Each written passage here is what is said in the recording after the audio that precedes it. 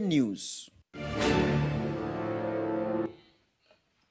So you've heard it from Muremi Mwangi, my colleague. When it comes to the Big Four agenda, is it achievable? The president has said what he has concerning his plan for the country, his legacy when it comes to matters developments.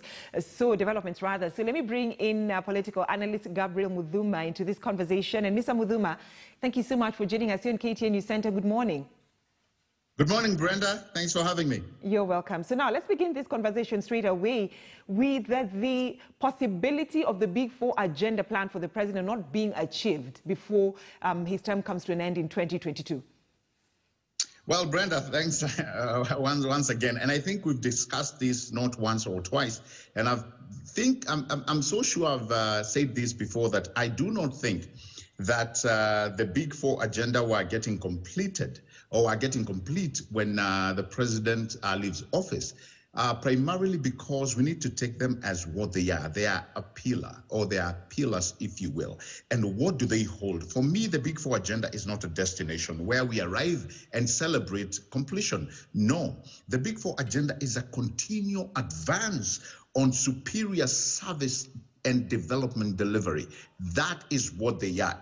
And we have so many examples globally, whether you want to pick a case study for Singapore, China, how they started, or even our own case of Vision 2030. That is what we should identify Big Four as. You remember when the president rolled out these pillars, he had a lot of people who did not understand what they were. As a matter of fact, he started receiving a lot of backlash when people started looking at them and saying, we don't have money, we don't have this. But what many people did not understand, that it is an advance to service delivery that may start with him as a vanguard, but must continue with the administrations that come after him. That is the mindset I think we should have on the Big Four agenda. For instance, we are still doing roads, but guess what? Kibaki started, the former president, started the same initiative when he showed us that it is doable for us to increase our road network. We thought it was impossible, but look where we are. We are continuing to build the roads. So when we talk about the Big Four agenda, when you look at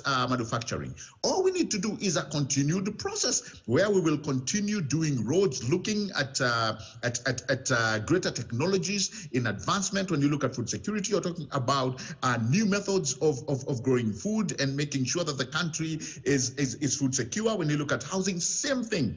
My only worry is that we think the Big Four agenda should start and end with the president when he leaves office, and that is not the case. It is a continued advance to superior service delivery.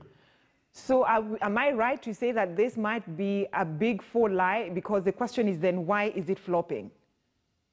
Well, I do not think, honestly, I do not think it's flopping. COVID notwithstanding, our economy notwithstanding. I mean, let's face it, it's not only Kenya that's going through this issue of an economic meltdown due to COVID.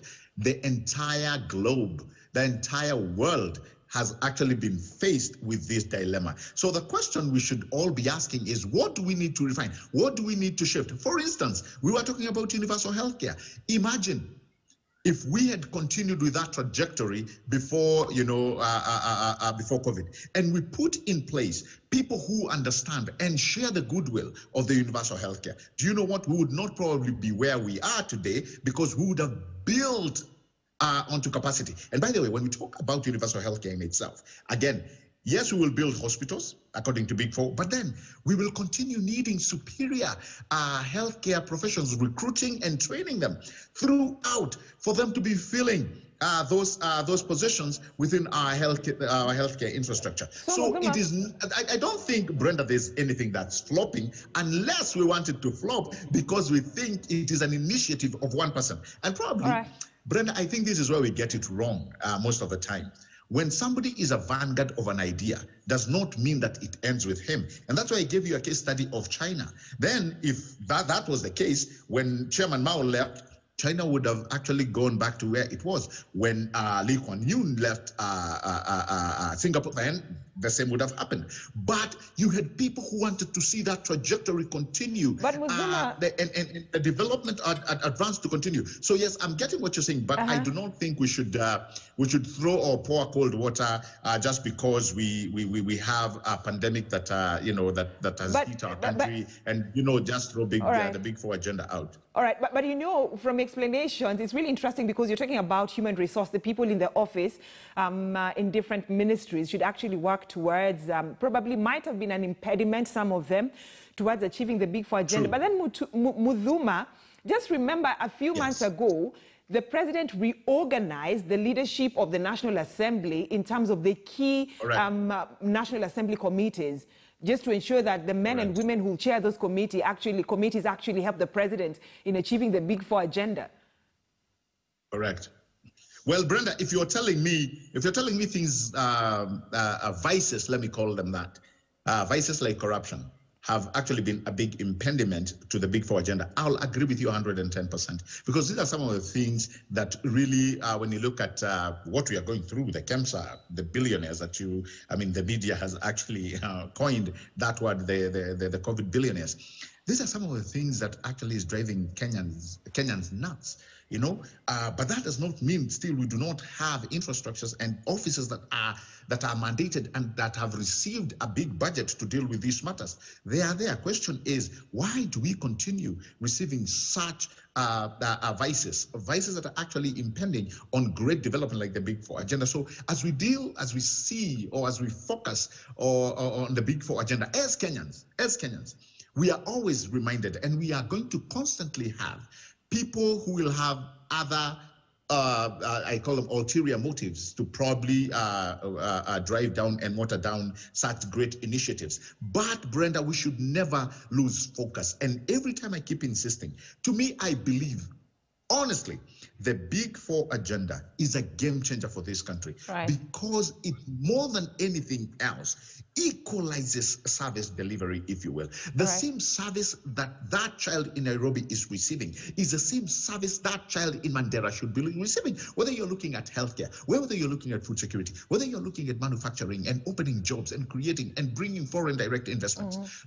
those will go ahead to equalize Kenya more than anything. And by the way, to just go back a little bit to what I told you, when the president came out to the Big Four agenda initially, you remember there was a lot of resistance. But when the governor started looking at that, when you started looking at manufacturing and how it will benefit your county, when you start looking at food security and how it will benefit your county, when you look at universal healthcare, how it will benefit your country, it started making sense to them. And that's why they joined the bandwagon and ended up supporting these initiatives. So can we say, Muthuma, allow me to cut you short, so can we say that the political class somehow has lost focus when it comes to implementing the Big Four agenda? Because right now, the song that politicians are singing, including the president himself, his deputy, and also opposition leader, ODM party leader Raila Odinga, the song that those political leaders are singing, including their lieutenants, is matters to do with BBI. So the focus has actually shifted from the Big Four agenda to BBI.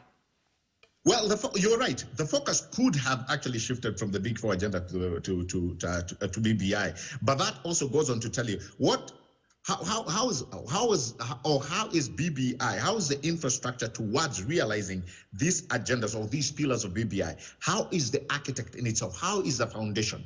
The foundation should be crisp in such a way that when the vanguards of these pillars initiated and they have put in play the goodwill that is required, they can actually move into other matters and still leave these agendas or these pillars continuing unhindered. And that is what we need to. Politicians will always be politicians. Now they've dived into BBI. And to me, I honestly believe BBI will come and go. All right. I'm among the people who believe this one will come and go once we get, whether it's the change of constitution, the referendum, what have you, it will come and go. But the BBI, the Big Four agenda, these are pillars that will continue advancing service delivery and the development agenda for this country for years to come. All right. So, and the president has less than 2 years. I think I'm right, Muthuma, the president has less than 2 years before he leaves office. Yes. So how can Yes. he ensure that he's right back on track in terms of achieving the Big Four agenda? Because here we have COVID-19. It has affected the economy. Here we have the BBI agenda, which the focus is right now collecting signatures, which is supposed to begin this week. So what should the president do? And also, ask his deputy to actually support him in terms of achieving this Big Four agenda, has his legacy that he needs to leave behind for the country. Well, the greatest thing, Brenda, that the Jubilee administration can do is to leave a very good, stable, hardcore foundation for the Big Four agenda. Tell you what, from the onset on the Big Four agenda, I knew very well that they were not going to complete it. It was not, like I told you earlier on, it was not a destination where we arrive and we say, yeah, we've completed. It wasn't.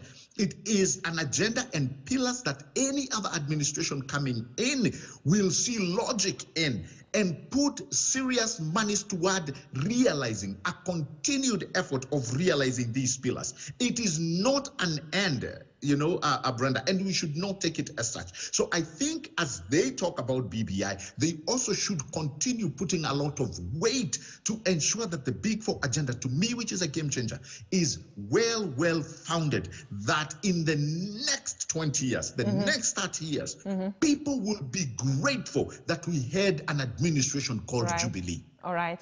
On that note, Mr. Gabriel Muthuma, I'd like to say asante sana. Thank you for joining us here on KTN News Center this morning. So what happened to the Big Four agenda?